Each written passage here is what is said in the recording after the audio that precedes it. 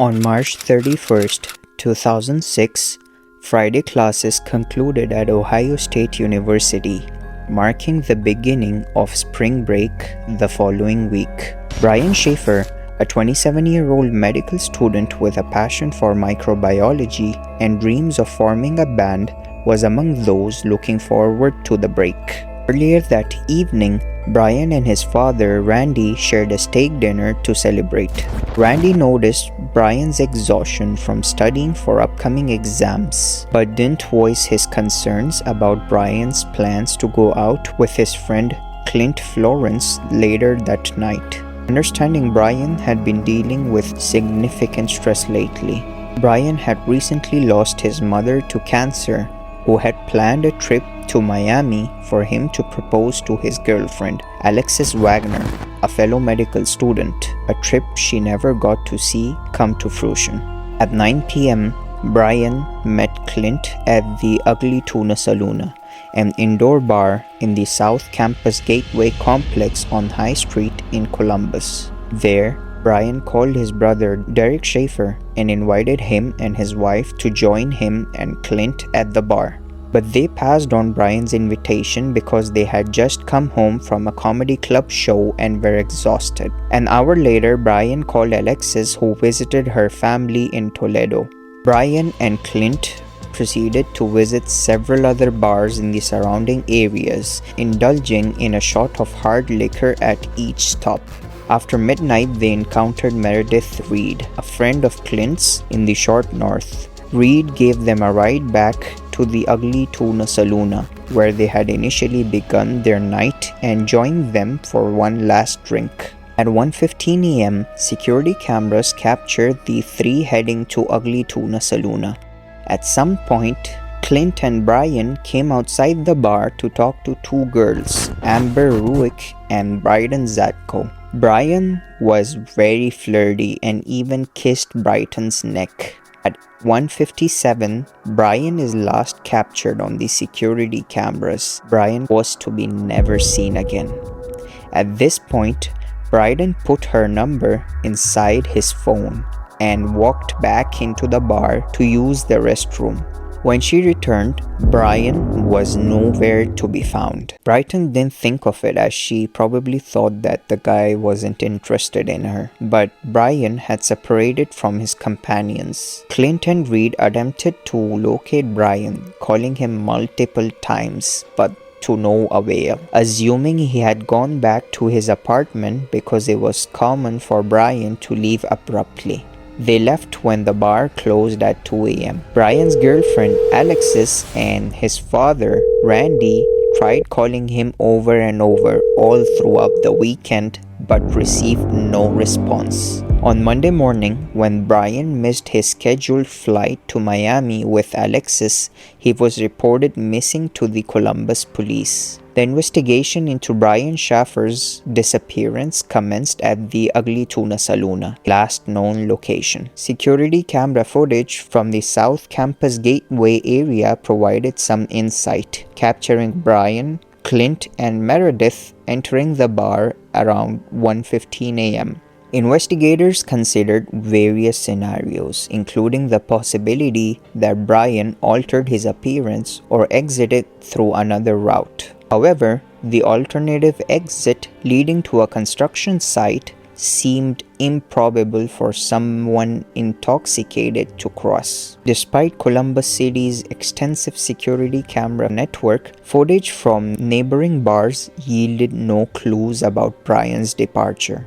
The search expanded beyond the Ugly Tuna Saloon. Flyers with Brian's photo highlighting his distinctive tattoo and his iris fleck were distributed widely. Even the sewer system was explored, albeit yielding no leads. Meanwhile, Brian's apartment showed no signs of disturbance. As the investigation unfolded, theories emerged, including the notion that Brian might have sought solitude to grieve mother's recent passing. However, his disappearance remained perplexing, lacking clear motives or explanations. A very alarming point to note is that lie detector tests were administered to witnesses, with most cooperating except his friend Clint.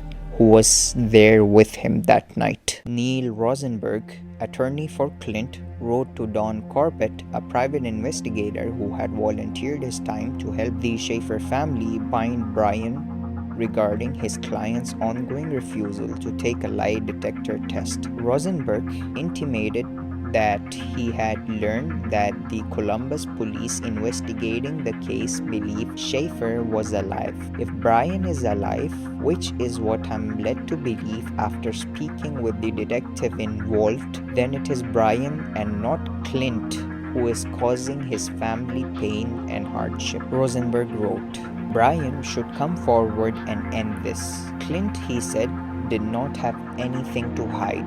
He had merely told everything he knew from the beginning and did not see the value of doing so again. Notably, earlier that month, while coping with his mother's loss, Brian had proclaimed a grief-induced suggestion to his girlfriend to move on and find someone else.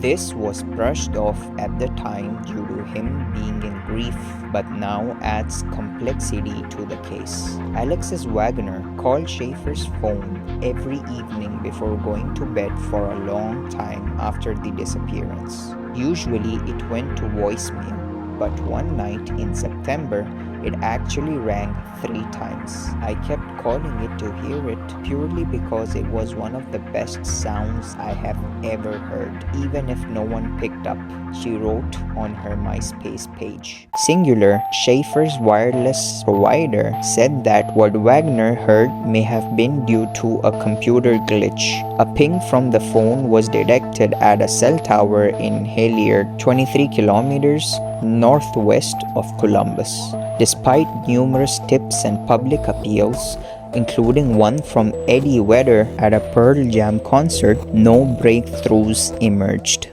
This last April, a young man named Brian Schaefer kind of went missing. He looks like he's in his 20s. He's 6'2", real handsome guy, and he's got a Pearl Jam tattoo on his upper right arm.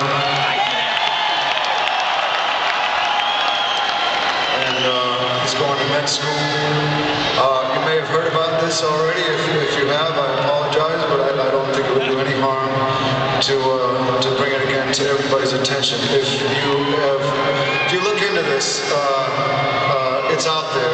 FindBrianSchaefer.com. That's his name, Brian Schaefer. Randy Schaefer, Brian's grieving father, continued the search tirelessly, even consulting psychics and exploring riverbanks. The smiley face murderer theory briefly surfaced, but it was ultimately dismissed by the authorities. Now, if you're wondering who the smiley face murderer was, we're going to make a video on him very soon, so subscribe to the channel to stay tuned for our upcoming videos. Brian's fate remained a haunting mystery, leaving loved ones and investigators grappling with unanswered questions. In September 2008, during a heavy windstorm, Randy Schaefer was out in the yard of his Baltimore home, clearing debris. A branch blew off from a nearby tree and fatally struck him. Neighbors found his body the next morning and called the police. After his obituary ran online, a condolence book was posted. One of the signatures in it said, "To Dad, love Brian."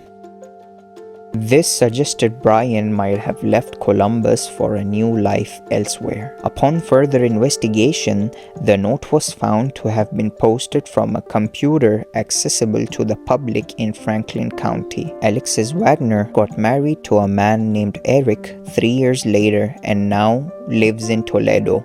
Derek Schaefer, Brian's brother, to this day lives in grief as the last surviving member of the Schaefer family. I've thought about that night over and over and over for 10 years. What if I had been there that night? Would things have been different? Would my brother still be here? I've carried that guilt around for a while.